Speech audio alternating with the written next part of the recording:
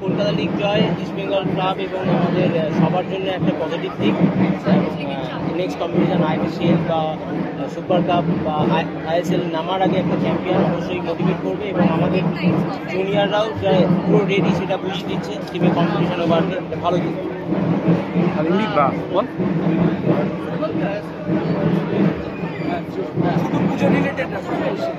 পুজোয় বৃষ্টি নামছে,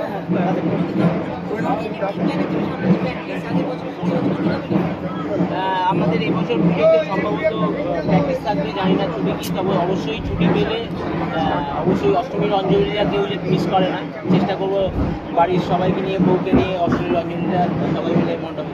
সবই পুজোর পরেই একদম আইএফএ শিল্ড 8 তারিখ থেকে হওয়ার কথা, মানে কতটা দল প্রিপেয়ার হয়ে আছে আইএফএ শিল্ডের জন্য?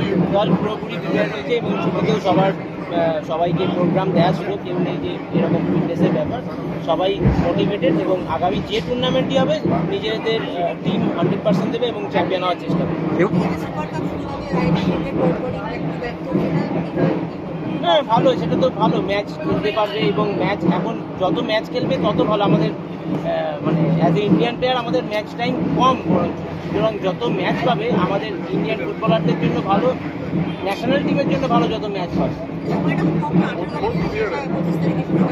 না তুমি যদি বিদেশে দেখো এরকম টাইমেই ম্যাচ হয়। রিকভারি যদি ঠিকঠাক করতে পারে, সবাই ডিসিপ্লিন লাইফ করতে পারে, তাহলে আমার মনে হয় এটা প্রপার, কোনো প্রবলেম হওয়া উচিত না। এতদিন তো ম্যাচ ছিল না, ম্যাচ খেলাটা আমাদের জন্য ভালো। Thank you.